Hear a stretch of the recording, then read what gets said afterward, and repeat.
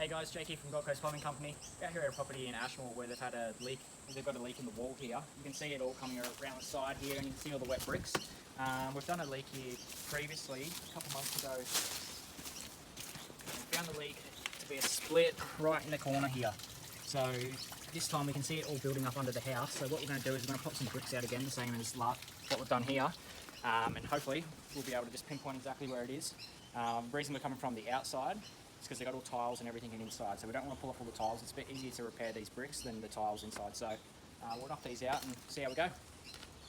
Hey guys, Jake here again from Gold Coast Plumbing Company. So we've located this leak here, we've pulled out a few bricks, and as you can see, massive leak right here where it's rubbing on the fibro in the wall. So we'll cut that section out now and replace probably 200mm of that pipe there with a new bit, weld it all up.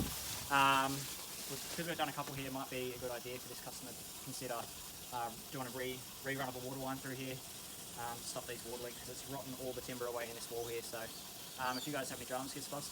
Hey guys, Jake here from Gold Coast Plumbing Company. We're finished up here now with this job. So what we've done is we've cut it out from the middle of these joiners, cut and installed a new section of copper.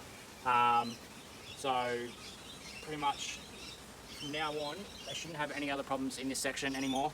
Since we've replaced it, not just welded over and patched the hole that was there before. If you guys have any dramas, just give us a buzz and we'll come sort it out. Thank you.